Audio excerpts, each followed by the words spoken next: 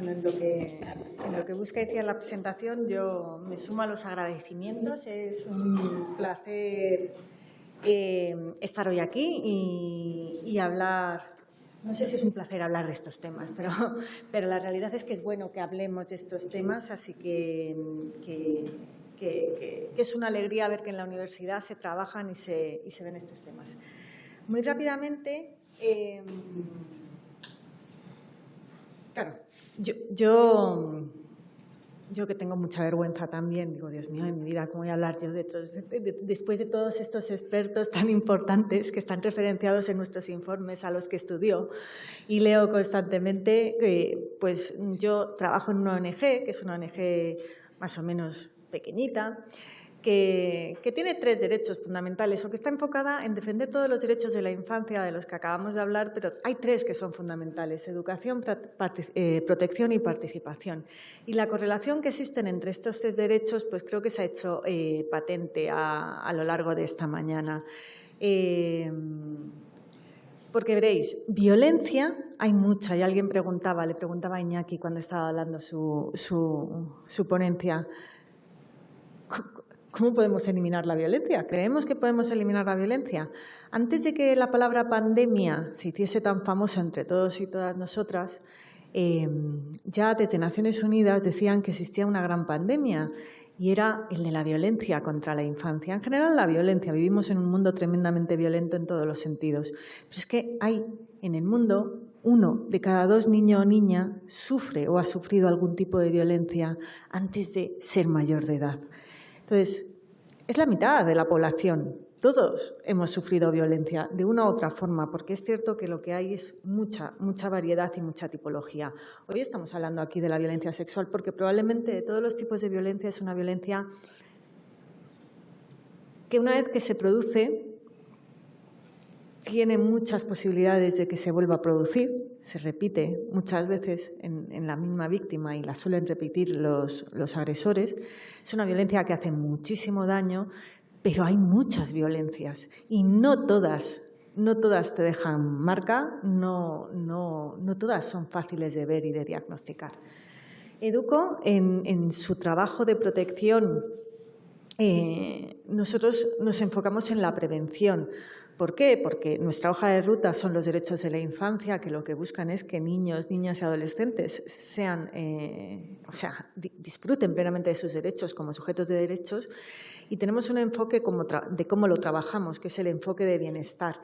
Y aquí es donde está cómo me siento yo conmigo misma, cómo me relaciono yo con mi entorno, tanto de personas como mi entorno natural, y el bienestar material, es decir, qué hago yo con lo que tengo, con los recursos que tengo. Y ese concepto de vincular el derecho con el bienestar viene porque al final uno es lo que es y uno intenta ser feliz o busca cumplir sus aspiraciones, no solo por el mero hecho de ser un sujeto de derechos, que es vital y es importante, y ahí están los estados que tienen que garantizar que eso se cumplan, sino por todo lo que les rodea y cómo de bien me siento yo en relación a otras personas o a las personas que me miran, que me sienten y que me acompañan. Rápidamente, ¿qué hemos intentado con este estudio?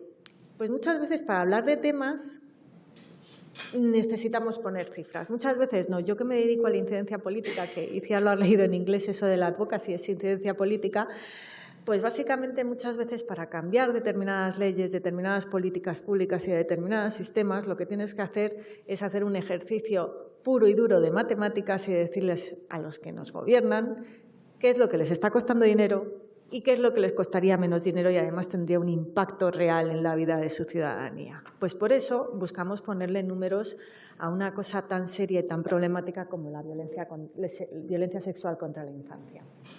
Hemos intentado dimensionar los desafíos a los que nos enfrentamos y queremos contribuir a la prevención con una serie de propuestas. Yo no estoy calculando el tiempo, así que espero que alguien me diga rápidamente, que me ponga a hablar y se me olvida. Voy a pasar muy rápido por esto, pero esto básicamente es un diagrama de cómo hemos evolucionado legislativamente tanto en el mundo como en Europa como en España. Todas estas son medidas legales, directivas, convenciones, convenios que han hecho que los derechos de la infancia tengan un papel importante actualmente y que han ido avanzando hasta el punto de que cada vez más podamos hablar abiertamente de qué es violencia sexual, de que no es no, lo entiendas o no entiendas, independientemente de las letras que te gusten o no que te gusten. Todo esto es lo que nos ha llevado a este punto. Es un diagrama fácil y en la web de Educo podréis encontrar el informe si queréis leerlo. Es una lectura ardua, pero es interesante. Nos hemos encontrado muchas limitaciones, porque para poner números a problemas que desconocemos, pues claro, tenemos que simular escenarios, tenemos que hacer simulaciones, tenemos que presuponer que la pirámide poblacional, es decir, que siempre somos estables, que no somos ni más mayores, ni más jóvenes, ni que cumplimos años, que lo que ocurre ha ocurrido una sola vez y nunca más ha vuelto a ocurrir, que los niños y niñas están divididas, los 8 millones de niños, niñas y adolescentes que hay en España están todos divididos equitativamente por edades. Hemos hecho muchas asunciones para poder llegar a esta cifra. Pero lo que queríamos era llamar la atención y creemos que con estas asunciones, que lo que hacen básicamente es poner en el foco en el que lo que vamos a decir es la menor de las cifras que nos puede costar la violencia sexual, porque estamos presuponiendo un escenario que sabemos que no es real. Vale, ¿qué hemos hecho? Ante el problema de la violencia sexual, creo que Noemí lo ha comentado antes, es un gran desconocido, o sea, no lo sabemos, no sabemos cuánta gente, cuántos niños y niñas sufren violencia sexual. Ella, el profesor Félix Boy, son expertos en medir, han sido expertos y pioneros en España en medir la prevalencia. ¿Qué es la prevalencia? Tú al final, como hasta ahora se ha hecho, preguntas a las personas adultas sus recuerdos de la vida de cuando eran niños y ahí estimas qué porcentaje de la población ha sufrido violencia sexual en su infancia o cuál no. El Consejo de Europa lanzó hace ya 15 años una campaña que era 1 de cada 5, que decía 1 de cada 5 niño o niña en Europa sufrirá violencia sexual o ha sufrido violencia sexual en su infancia. Nosotros, en base a ese dato y en bases de estudios concretos de España, hemos establecido una tasa de prevalencia que es muy conservadora, 17,28%. ¿Qué quiere decir esto? Que, como ahora veréis, en el estudio... Me estoy adelantando, voy más deprisa de lo que debería. El estudio analiza costes. Ahora vuelvo a lo de la prevalencia. Costes en los que el Estado ha incurrido, la Administración General del Estado, tanto en su Gobierno central como en sus diferentes administraciones autonómicas, han efectuado un gasto en presupuestos generales del Estado. Hecho. Se han gastado una cantidad de dinero, en este caso alrededor de 1.250 millones de euros, derivados de conceptos que vinculamos y están estrictamente vinculados a protocolos sanitarios, educativos o de servicios sociales que se ponen en marcha cuando se denuncia un caso de violencia sexual. Esos son los costes de actuación por casos detectados. Hemos medido también aquellos costes que sabemos que se han dado aunque el caso no se haya detectado. Es decir, yo, si tengo 15 años, estoy sufriendo violencia sexual, pero no lo he denunciado porque no he tenido las herramientas y porque es tremendamente difícil, el impacto de esa violencia que están ejerciendo sobre mí tiene unas consecuencias y esas consecuencias están demostradas por las evidencias empíricas de los estudios del conocimiento que se tiene. Yo tengo el 2,4% más de posibilidades de desarrollar una enfermedad mental, de tener que ir al psicólogo a que me atiendan. Tengo el 40% más de posibilidades de repetir 1 o 2 cursos y probablemente de abandonarlo. Todos esos costes que se producen en un año por los gastos no asociados, haciendo diferentes cálculos estadísticos y demás para ser justos en la asignación, también se han calculado. Y por último, lo que hemos calculado es lo que llamamos el coste de la violencia social que no tiene ningún gasto asociado. La palabra coste no se refiere únicamente al dinero que yo me gasto. La palabra coste se refiere a lo que nos cuesta como sociedades la violencia sexual. Y resulta que un niño o una niña que ha sufrido violencia sexual, una mujer, un hombre que sufre violencia sexual, tiene un daño que tiene un daño en la mayoría de los casos que no es mitigable, porque el sufrimiento no se puede mitigar, no se puede reparar, no tenemos cómo ponerle un precio, pero es que esa violencia afectará a su productividad cuando sean personas adultas, afectará a la forma en que se relacionan con otras personas cuando sean personas adultas, probablemente sean personas que tengan mayores problemas de adicción, de consumo de sustancias, desarrollarán más fácilmente enfermedades mentales, enfermedades de trastornos alimentarios, etcétera, etcétera. Todos esos gastos no los hemos podido calcular o no tenemos cómo calcularlos de una forma tan empírica como los anteriores. Y hemos hecho una simulación y una estimación de lo que nos costarían algunos de ellos, que no son todos los costes que tiene para una sociedad la violencia sexual. Y ahí es donde entra en juego el tema de la prevalencia que os comentaba antes. ¿Cómo lo hemos hecho? Nosotros hemos cogido una cifra, que es la cifra del año 2023, de denuncias por violencia sexual a niños, niñas y adolescentes, a todas las personas menores de 18 años del Ministerio de Interior. Existen diferentes fuentes. El problema es que existen diferentes fuentes muy heterogéneas y es muy difícil poder trabajar con todas esas fuentes al mismo tiempo. Entonces, hemos cogido la que creíamos que era la más real y la que mejor podía ayudarnos a trabajar esto. Esos casos, esos 9.000 casos, son los que nos van a dar todos los costes que durante el año 2023 el Estado español en todos sus gobiernos ha incurrido. La prevalencia, lo que os decía, sabemos que esto son los que denuncian. Los que denuncian son la mínima, pero mínima parte de todo lo que se produce, porque denunciar no es fácil, en ningún sentido, en ningún momento y en ninguna situación, sea quien sea la persona que está siendo violentada, es sencillo denunciar. Pero si es que si eres pequeño y esto está ocurriendo en tu casa o en el cole, si además quien está ejerciendo la violencia sexual es una persona a la que supuestamente quieres, existe un desequilibrio de poder tan grande y tienes tan pocos recursos a tu alrededor que no lo vas a denunciar. Por lo tanto, hemos calculado, en base a esa prevalencia, cuántos niños y niñas en España al año sufrirían violencia sexual. Y son 77.000 niños y niñas que cada año en España sufren algún tipo de violencia sexual. Bueno, esto lo voy a pasar porque ya os lo he comentado. Y este es el resumen, el cuadro muy resumen, que es difícil de explicar, de los costes.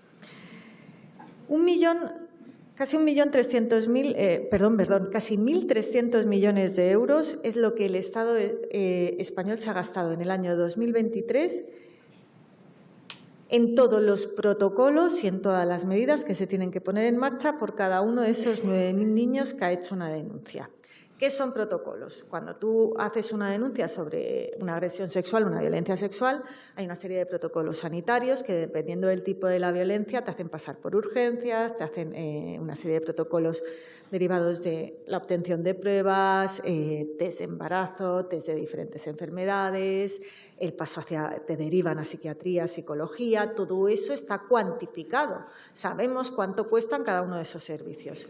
Todos los casos judiciales, es decir, muchos de estos casos acaban judicializados. Una vez que tú pones una denuncia y tiene una serie de costes todo eso que estás haciendo. Si va a juicio, hay más costes. Si la persona acaba en la cárcel o no acaba en la cárcel, también hay más costes. Precisamente Save the Children tiene también un estudio sobre los casos judicializados de violencia sexual que acaban con penas penitenciarias. Todo eso supone un coste para la Administración en un solo año. Ya no estamos hablando de los años anteriores es decir, porque claro, los costes los hemos calculado en función a un año, pero estos costes arrastran casos de hace un año, de hace 2, de hace 3, de hace 4, porque las consecuencias siguen vigentes. Costes educativos es la otra, sanitarios, judiciales, educativos y, por último, de servicios sociales, porque los costes de servicios sociales son muy amplios porque, además, en el 80% de los casos, en más del 80% de los casos, insistimos, la violencia sexual contra la infancia se produce en los entornos familiares, cercanos, de confianza del niño y de la niña, y por lo tanto también se ejercen bastantes medidas de desamparo o de tutela por parte de la Administración pública con el impacto económico que eso tiene en las administraciones. 1.300 millones que nos ha costado realmente. Pero claro, ya lo he dicho antes, el coste de la violencia sexual es mucho más alto, entre otras cosas porque los 9.000 niños y niñas que han denunciado son una pequeña representación de los 77.000 que estimamos que la sufren. Entonces, hemos hecho un ejercicio que no se había hecho antes, que ha sido muy difícil, que ha sido intentar profundizar un poquito más en este iceberg para ver qué es lo que hay debajo de esos qué es lo que hay debajo de todo lo que no conocemos. ¿Qué entendemos por costes por daños sin gasto asociado? Ya os los he dicho antes, pero básicamente las consecuencias de haber sufrido violencia sexual durante la infancia, en términos de productividad, en términos de coste de oportunidad, de coste de trabajo para la... Voy rápidamente. De todos estos daños, hay una serie de daños que son mitigables, es decir, se supone que la Administración, cuando pone en marcha una serie de protocolos, los pone para reducir el impacto de lo que ha ocurrido. Si yo voy al psicólogo, porque me deriva en urgencias al psicólogo, es porque eso tendrá un impacto positivo. Si yo detecto antes, esto tendrá un impacto positivo. Pues esos daños mitigables, hemos hecho un cálculo para estimar el coste que entendemos tiene la violencia sexual contra la infancia. Y son casi 3.200 millones de euros cada año. En definitiva, la violencia sexual, en su mínima expresión, tiene un coste para la sociedad española de unos 4.500 millones de euros. De esos, gran parte es una estimación de lo que nos está costando y unos 2.500 aproximadamente, es lo que sí nos hemos gastado. Lo que demuestra esto es que es difícil luchar contra algo si no conocemos contra lo que estamos luchando. O sea, es muy difícil saber qué podemos poner en marcha o qué podemos hacer o cómo podemos prevenir la violencia si no conocemos realmente lo que está ocurriendo. Por lo tanto, lo que nosotros decimos como organización, que lo que hace es trabajar en prevención y lo que hace es trabajar con niños y niñas, es que hace falta invertir más en prevención para gastar menos después en todas las consecuencias que además no vamos a poder evitar. Y hacemos una serie de recomendaciones. La primera es implementar correctamente la LOPIDI, que tanto hemos hablado de ella, que es una ley pionera en Europa, muy buena, pero que necesita ser implementada. Para implementar una ley necesitas recursos, necesitas gente que conozca la ley, eso es súper importante, y necesitas formar y educar a todos los actores que intervienen cuando un niño o una niña sufre violencia sexual para que sepan cómo trabajar con ellos. Vosotros, si en el futuro trabajáis con niños y niñas, tendréis que estar también formados. Conocer los derechos de la infancia, como decía el compañero, no es algo banal. Es que hay que saber cuáles son los derechos de la infancia. Es que hay que saber qué es el interés superior del niño o de la niña. Pero lo tenéis que saber vosotros, lo tiene que saber el juez que está está dirimiendo un caso de violencia sexual, lo tienen que saber los trabajadores sociales que han intervenido primero, los médicos y cualquier persona que se pone en contacto con ello. Hay que disponer de datos de calidad, lo he dicho antes. Si no sabemos lo que ocurre, no vamos a luchar con ellos. Contra ellos. Si no sabemos cuántos niños y niñas sufren violencia sexual, pues no podremos nunca tener claro qué herramientas podemos poner en marcha para que esto avance. Y hay que hablar de ello, es decir, hay que publicar y difundir estos datos, hay que comunicar más. La LOPIDI ha hecho algo muy bueno y es que nosotros hicimos este estudio en el 2018 y en ese año había 3.500 denuncias aproximadamente de niños y niñas de violencia sexual. En el 2023, que es el dato que hemos cogido para este informe, se había multiplicado por 3, 9.000 y pico denuncias. Algo se está haciendo, esto tiene una doble lectura. O vamos avanzando, que esperemos que sea que no, o cada vez tenemos más sensibilidad hacia el tema y lo decimos más veces y tenemos más herramientas para denunciar. Detecciones y notificaciones de casos. Hay que poner al servicio de la infancia herramientas, canales que les faciliten la denuncia. No, yo insisto, no es sencillo denunciar cuando algo te está ocurriendo. Pero es que también hay que formar a todas las personas que trabajamos con niños y niñas para que podamos darnos cuenta de lo que está ocurriendo. Y aquí se ha hablado del mundo online, de lo virtual, de la inteligencia artificial. Si pusiésemos todo ese mundo de oportunidades y conocimiento a detectar precozmente cosas, patrones de comportamiento que no son normales y que a veces las personas, pues porque estamos muy ocupadas o porque preferimos mirar hacia el otro lado, que en lo que estamos viendo no nos gusta, pues a lo mejor podríamos llegar a detectar más precozmente y más rápidamente. Hay que sensibilizar, hay que hablar del tema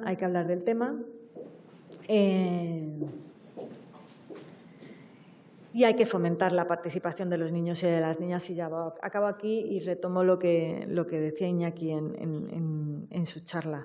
Es muy difícil acabar con algo si no lo conocemos. Y es muy difícil acabar con los problemas que tienen los niños y las niñas si los niños y las niñas no están en la mesa sentados, hablando, diciendo, proponiendo y nosotros escuchándolos. Porque es así, porque yo, por más que lo intento, pues yo puedo volver a pensar cuando tenía 10 años y tenía algún problema, pero mi mente adulta ya me ha sesgado mucho, ya me impide pensar y tener la visión que tenía a los 10 años. Y hay veces que los problemas que ellas y ellos enfrentan, pues solo ellas y ellas tienen la solución para poder abordarlos. Entonces, nosotros desde Educo fomentamos mucho la participación. Con los niños, con las niñas, con las adolescentes se puede hablar de todo, de absolutamente todo, porque viven en este mundo y además están hiper mega conectados. No sé si igual, más o menos que los adultos, pero se puede hablar de todo y debemos hablar de todos. Así que nada, tenéis el informe en la página web y muchas gracias.